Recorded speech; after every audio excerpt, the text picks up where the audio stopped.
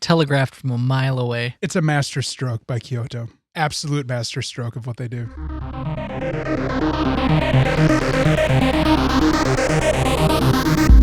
Hello, my name is Steve. I'm David. And you're listening to Anime Plus.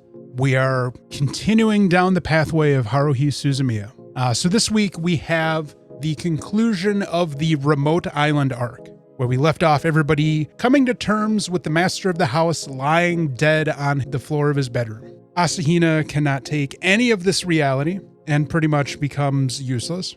They do everything they can to shield Kyon's sister from the fact that there is a corpse nearby, and everyone else gets into sleuth mode to the point where Haruhi drags Kyon out into the island during the raging storm to look for clues to the disappearance of the master of the house's brother and whether or not he disappeared. As they're heading back, something catches her eye on the cliff face, which leads them to tumble a bit in classic 60s TV fashion, something you might see on Lassie.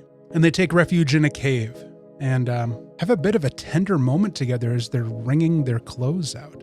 It's like, is this Haruhi? She hit her head. They get back to the mansion after being rescued, and clues start to trickle in that both Haruhi and Kyon are picking up on. He has a long conversation with Koizumi where they were trying to figure out how he could have died and then the perpetrator escaped with the door still being locked.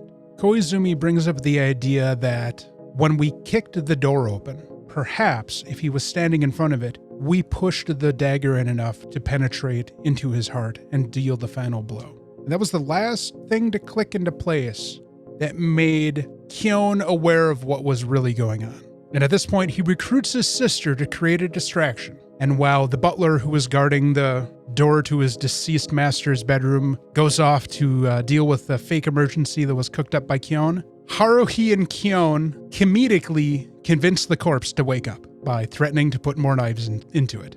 Cat's out of the bag. Everybody gathers. Nobody's been murdered. Everyone's still there. And they kind of go over what happened and break down the deductive scenarios. And it ends up that this was something fabricated to give them a little bit of entertainment while they're on this little vacation. Between Kyon and Koizumi, everyone else that was part of this plot that was not in the SOS Brigade's orbit were members of the same organization that Koizumi is part of. Anything to keep their god from rewriting reality. Next episode, summer break continues. There's 2 weeks left in their summer vacation. And as Kyon is trying to become very lazy, he gets a call from Haruhi demanding him join them and to bring a swimsuit. And money. Begrudgingly, due to her insistence, he joins up with the crew who's already ready. Crew goes to the pool, enjoys themselves. Then they go, have dinner, and Haruhi is very fired up. It's the springtime of their youth. It's the summertime of their youth. Why would they waste it being lazy and not doing anything? So she decides that for the next 2 weeks of their summer vacation, they're going to participate in as many classic summertime activities as they can think of. And for the next 2 weeks, that's exactly what they do. They go to a batting cage. They pick up part-time jobs. They go bug catching. They go to festivals. They watch fireworks. What am I missing? What else have they done? They've done a bunch of stuff. Oh God, they did do a lot of stuff. 2 weeks are up. They have again reconvened at the restaurant that Kyon keeps having to pay the bill for. And their checklist is done. They have 1 day left before school starts, which Haruhi has left open in case anybody has anything else they want to do. But at this point, everybody is pretty much exhausted and just wants to mellow up. Kyon secretly has not done his summer homework yet and pretty much has 24 hours to get it finished. Typical Kyon fashion. Typical Kyon fashion. And Kyon ends his summer burning the midnight oil, wrapping up his homework. And that's the end of the episode. Episode 1 of The Endless 8. It's a time loop, isn't it? You just have to wait until next week. It's a time loop. I was thinking about this the entire time. I was like, Haruhi felt like she could squeeze one more thing in, couldn't think of it. It's a fucking time loop. Telegraphed from a mile away. It's a master stroke by Kyoto. Absolute master stroke of what they do. The way they handle this story is nothing but innovative. But The Endless 8 has the community split, honestly. A lot of people were really mad of how they did it. Endless 8 is the beginning of Season 2. We're getting to the point now in this story where we're going to be bouncing back and forth between episodes from Season 2 and episodes from Season 1. How you will know what season it is in what aired is all dependent upon what the opening credits are. So this is one of the things they're going to start switching back and forth.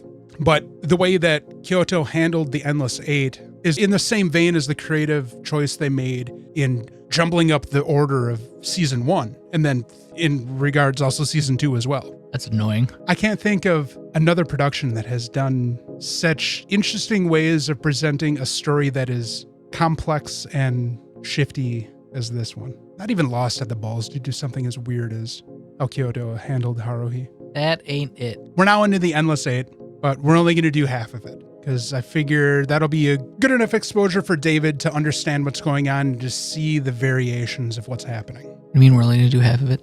We're only going to watch half of it, yeah. We don't need to watch all 8. So next week, we'll be watching episode 13, which is Endless 8 2, and episode 18, which is Endless 8 7. 6, 7, 8, 9. So 3, 4, 5, 6 of Endless 8, we will skip. Am I going to lose anything by not watching these? Not really, no. I went with these ones because it gives a good variation as to what goes on. So I'm a completionist.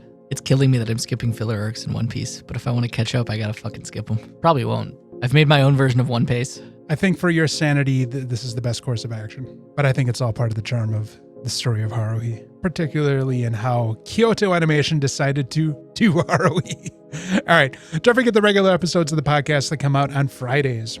We are still working our way through 3 brand new shows for this season. They are Kirio Fan Club, Rooster Fighter, and Demons of the Shadow Realm. And hit that bell so you get notified when we have extra special episodes dropping. I've had a couple that'll come out recently, so check those out. Particularly a conversation I had with a guest on an upcoming episode where we bemoaned the problems of recommending anime to get people into the medium after having been a avid anime watcher for decades and decades. It gets harder the more you've watched.